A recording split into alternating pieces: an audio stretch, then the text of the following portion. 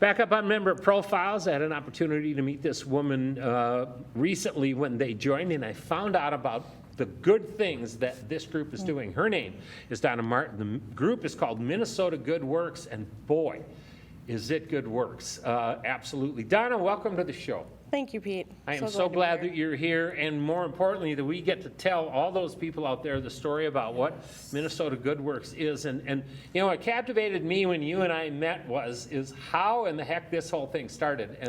And first off, and we'll get to that, but tell them about who Minnesota Good Works is and why it started. Yeah, so Minnesota Good Works is a 501c3 nonprofit right here in Anoka, Ramsey, and we are all about reducing the recidivism rate for exploitation and trafficking in our state.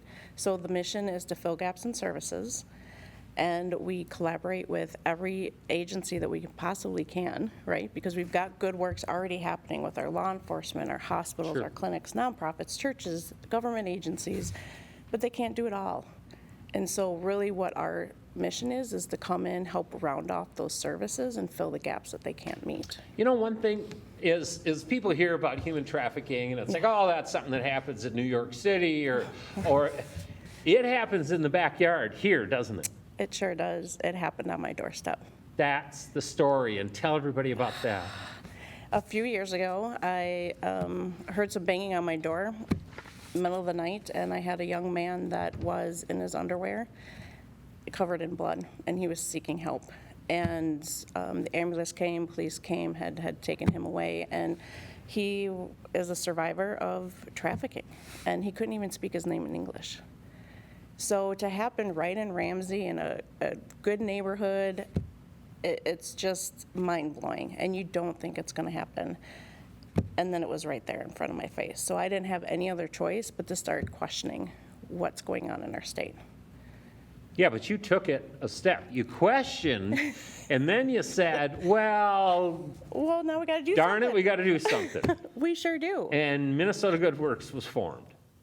We did. In June of 21, we launched.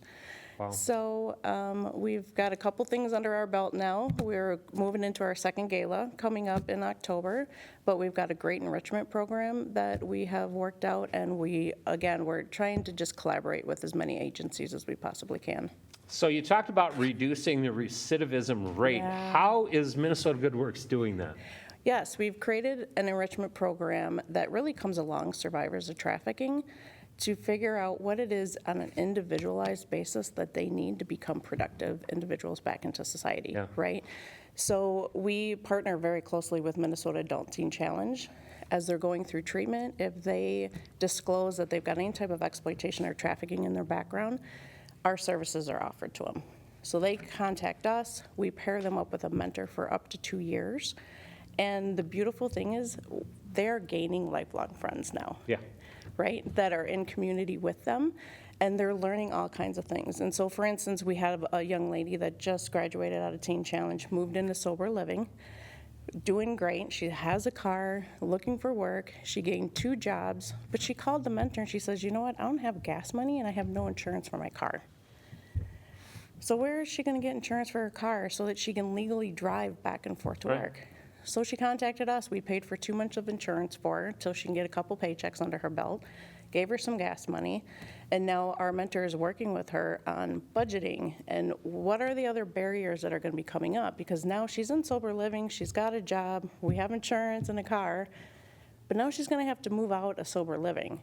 So what can we do proactively to get her to that point, instead of always being behind the 8 ball and being reactive to the situation? You know, and I've talked about this a few times on this show with different people that I've interviewed over all my years.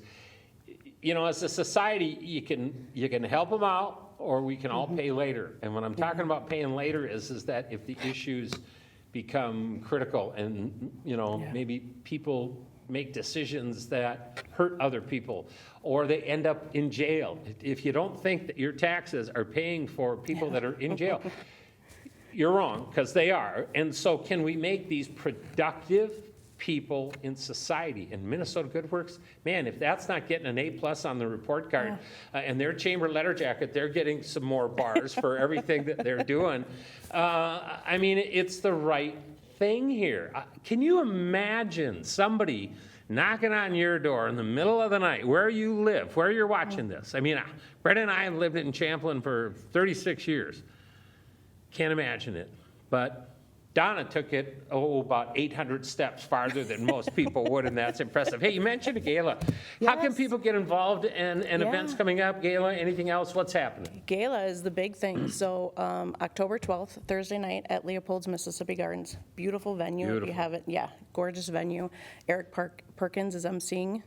He's a crazy cat, as we Yep. call him, lots of fun when we get involved. So that's going to be October 12th. So definitely room for volunteers still, room for sponsorships going on. Everything's up on our website at minnesotagoodworks.org.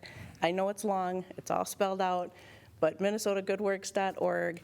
They can contact on us at there at any time. And really, we need mentors.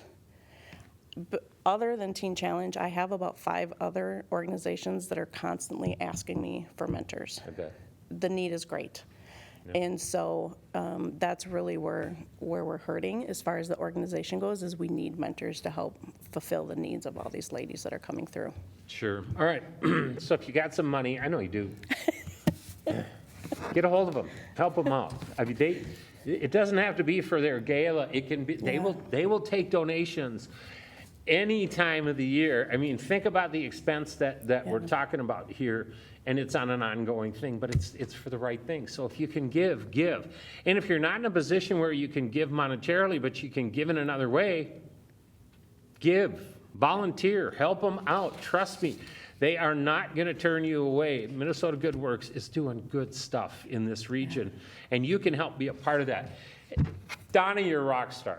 That's all I got to say. For somebody who would take a situation like that and then go to this is incredible.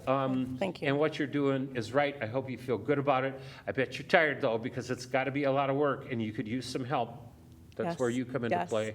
But seriously, thank you. Thank So you. again, if somebody out there, what's the best way to get a hold of you guys about any of this stuff?